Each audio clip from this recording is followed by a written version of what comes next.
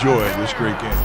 What is going on, everybody? Welcome back to the Baby Baseball channel. This is Eric, and today we are supposed to be a week away from spring training. This is supposed to be one of the most exciting moments in the entire year. Pitchers and catchers report. Every year, everyone gets excited about this moment that's about to happen, except it's not about to happen because they're in a lockout. The lockout continues. The latest news before this video was that the MLB the owners had requested a federal mediator to get in there and help mediate this thing, get it resolved so we can get back to baseball, get a CBA in place. But the players said, that. The players rejected that request, which got a lot of people scratching their heads. And they have their own reasons. What you have to figure is that they think the mediator is going to side with MLB. That's what you have to figure. I mean, I don't see why else they would reject it, because they should want to get this thing resolved too, so they can get back to playing and get back to getting paid that big money, which they will eventually do. And like I keep saying, do not worry if you think that baseball is just going to disappear. That ain't happening, because there's too much money to be made, and these people are greedy as hell. Maybe the owners are greedier than the players. Admittedly, they're billionaires. They live to make money. That's all they really care about. Obviously, the players care about more than just money. But right now, it's hard to tell because, this lockout is just insane. You'd think that they could compromise, get something figured out. It hasn't been the case. And right now, let's get some updates. We'll check out a tweet that was put out by Jeff Passan as well, which is a quote from the MLB owners and what they had to say about the refusal to accept a mediator by the players. But right now, let's see what MLBPA rep Andrew Miller has to say on the subject. Shouting, cursing, so be it, he says. Shouting and cursing like children. That's where we're at right now. The scheduled start to spring training is a week away, yet owners continue to lock out the players. With the sides unable to settle on a new collective bargaining agreement, the parties are talking. Progress has been slow. You think? Very slow. One of those in the room during negotiations is 36-year-old free agent reliever Andrew Miller. I mean, he doesn't even have a team right now because he can't sign with it. He doesn't even have a team. He's a free agent. But he is one of the reps for the MLBPA, one of 8 players on the executive board of the MLBPA.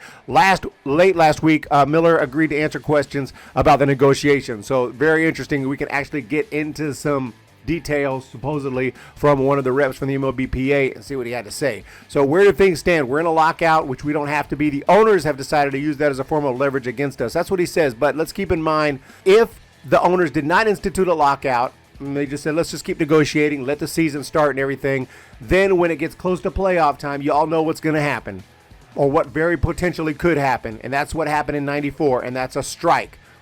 And then there's no World Series, and that is even worse for baseball than what's happening now. So I'm not too upset about the fact that the owners locked him out. I know the players like to use that as leverage, like, hey, the owners are the ones that are doing this. But the owners have learned their lesson in the past. And if they can't come to an agreement on a CBA, they're not going to let the season start. They're going to lock y'all out and say, we need to figure this out. No signing, no nothing until we figure this out. To be honest, I don't have a problem with it. We aren't allowed in the facilities or can communicate with coaches, so the lockout is a separate story, but we are negotiating. Nobody has taken the ball and run home. Ideally, we get to deal, but that portion of the situation is controlled by ownership. Our CBA is up. In some ways, a lot of it is financial, but we feel like we've been screaming from the top of the rooftop. We have major concerns about the competition throughout the league. Tanking has become far too common of a term. There are all sorts of pieces. There's major topics fans will understand, and things are kind of behind the scenes. There's a lot of moving pieces. To be honest, I think it's financial. I think that, of course, tanking stinks, and they don't want tanking, and we don't want tanking. Tanking is horrible. Are they going to not play and not get paid over tanking or something, or some other topic that they're discussing? I think it's all about money. I think ultimately it's about money. They want those minimum salaries bumped up. Why reject the mediation offer? Big question right here. That's a complicated one. He says the reasoning, though, is that we don't think it speeds up the process at all. Really, history tells us in our sport it hasn't been favorable to reaching a deal, and our staff and outside counsel guide us on things like this. That is what they're there for. Our position is that it is quite the opposite from negotiating. We are being ready to negotiate. We are there And our proposals and desire to meet at the table show that. The league is refusing to counter. The league is the side that has stalled and not been willing or ready to meet. And it's just funny, they both blame each other. They both publicly blame each other and talk shit about each other. And they've been doing this for a while, going back to 2020 at least. What's it like in the negotiating room? It's all over the place. It can get hot because we're passionate about this. Oh, yeah. I know you're passionate about that, ching ching. I'm passionate about it too, to be honest. I'm passionate about finding a way to address the issues, and I'm passionate about the sport. If that means someone raises their voice or uses a word that is 4 letters long, so be it. But ultimately, we're meeting, we're talking. Sometimes it's prettier than others. But the thing is, they barely have met. They didn't even meet for a month, and they didn't even meet for 2 months over the actual important stuff. 2 months. They didn't even talk about the key issues. 2 months. They're not even trying, and that's what pissed me off and continues to piss me off. Obviously, things are going slow. What isn't the league hearing you on? They've heard us on everything. Nothing discussed with them should be a surprise. Since the last couple of CBAs, we've seen changes in the way the league is operated, how the markets have worked, and it's something that we have publicly been very forward about. It needs addressing. The time to do that is through collective bargaining. For example, service time manipulation has come to the forefront. I mean, I get that. Service time manipulation is total BS. And I think the owners should fix that so that can't happen. Keeping a guy in the minor leagues who deserves to be in the major leagues clearly, but you're keeping them in the minor leagues, a little bit extra to start the season. That way you can keep him for an extra year before free agency. Yeah, that's not right. This hyper efficiency of teams is trying to maximize everything instead of putting the best team on the field for the fans is a problem. It's affecting a handful of players, but it's not right for them to be manipulated.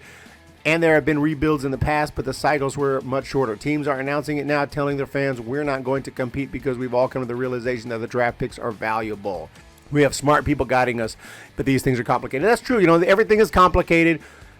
There are always minute details that, we don't always we're not privy to and that we don't completely understand. And that's why I've said, I'm not really taking sides on this, because maybe if I was a player, maybe I'd be in there yelling just like them, saying this is complete BS. But, from a fan's perspective, they're all filthy rich. And the major leaguers get to play Major League Baseball.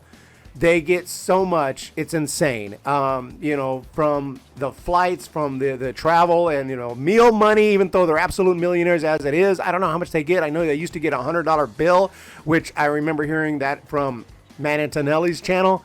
Talked about how when they would go on road trips, every day, somebody would walk through the bus and hand each player a $100 bill. Can you imagine making millions of dollars and get handed a $100 bill for meal money every day? Now, I do think that has changed since then. I don't know if they still get $100 or $50 or $20 or what, but the fact that they get any money for meal money with their salaries is kind of crazy. But, hey, they're on the road. They need meal money. They can compensate it. I'm going to use my own money. Come on now. Jumping over to Twitter, it's time to get some assistance. MLB responded to the MLBPA rejecting the Mediator, saying our goal is to have fans on the field and fans in the ballparks. Players on the field, not fans on the field. That's not the goal. We don't want that. We want players on the field and fans in the ballparks for spring training and opening day with camp scheduled to open in less than 2 weeks. It is time to get immediate assistance from the Federal Mediation and Conciliation Service to help us work through our differences and break the deadlock. It is clear the most productive path forward would be the involvement of an impartial third party to help bridge gaps and facilitate an agreement. It is hard to understand why a party that wants to make an agreement would reject mediation from the federal agency specifically tasked with resolving these disputes, including many successes in professional sports. MLB remains committed to offering solutions at the table and reaching a fair agreement for both sides. Again, blaming the other side, just like the players. This public war of words has ratcheted up in the last 24 hours since MLB sought assistance from a federal mediator to address the league's lockout of the players, now in its 3rd month. After the union statement earlier, players took to social media to urge more bargaining. Jameson Taillon had something to say. This is a pitcher for the Yankees. If the goal is to get the players on the field ASAP, then why did it take 43 days after the lockout to even hear from MLB? Didn't seem like a priority then. Why did we not get a counter proposal this week? It's all extremely tired antics, optics. So, yeah, again, of course, blaming the other guys. Guys are getting $300 million contracts. 38-year-old pitchers making $46 million per year. Stop with the crying. What risk do players take once they sign a contract? You're set. 3 years at 600G or 700G. Wow, bad living. Greed. This guy, so you support billionaires. No, I don't support billionaires. I support who put their money to buy something and hire employees and pay them salary. If the business doesn't work, they lose money. Where athletes got theirs, win or lose, money in sports is outrageous. The owners in the league are right. Players are doing everything in their power to delay the season for fans. Sad. This guy says literally the players are refusing to have an impartial mediator help. That shows they know the mediator won't agree with them. That's kind of what I was saying, which tells me that they're being ridiculous. Let binding arbitration solve it. This guy says neither of you have the slightest clue what you were talking about. Well, clearly you must have some inside information and work with MLBPA. My bad. Yeah, I do love these responses. You don't have no clue what you're talking about. Please enlighten us. I admit, I don't have all the information. Enlighten us, Anthony Ward. This guy says the longer this goes, the more I find it hard to blame the owners alone. If the PA really thinks the agreement is fair for both, why not have a mediator? Surely they'd agree. Owners are greedy piece of shits, but the PA isn't exactly angelic. Yeah, I mean, it's a PA. It's a union. It's a union. So they're going to fight tooth and nail for their players. It's a very powerful union. But, yeah, it's MLBPA receives an L for this. There needs to be a third party. It does feel that way. But, again, guys, they're not just going to not play baseball. They're just not going to not get paid. They're not just going to let this go on forever. And, well, I doubt it. I mean, certainly there will be baseball in 2023, and there will probably be baseball in 2022. If they miss an entire season over this, baseball's in big trouble. But even if they miss, a significant portion of the season, that's really bad for the game and the future of the game. But anyway, guys, that's the situation right now. Just wanted to give a full update on everything going on. I know this video is a little bit longer than normal, and if you've stuck through this long, I really do appreciate that. Please hit that thumbs up, hit that subscribe, and by the way, I will be streaming on Twitch, MLB The Show, The Road to the Show, and then I will be editing that video, editing those that content on Twitch to a little more video-friendly length, and then uploading that to YouTube. So if you want to follow me on Twitch and get the extended version of my Road to the Show, jump over twitch.tv/humbabybaseball and follow me over there. And also make sure you're subscribed here as well. And that would just be absolutely amazing. Also, check out the join button down below if you're interested in helping on a monthly basis. Check out humbabybaseball.com. If you're interested in writing for Humbaby Baseball, hit me up at humbabybaseball@gmail.com. And if you're interested in writing a voluntary basis, we can looking for some more content on the website. So you guys have a great day, and I just knocked my camera to the side. I'm fucking pissed off, and we need baseball. We'll see you guys next time. When the Giants come to town, it's bye-bye, baby. Every time the chips are down, it's bye-bye, baby. History's in the making at Oracle Park.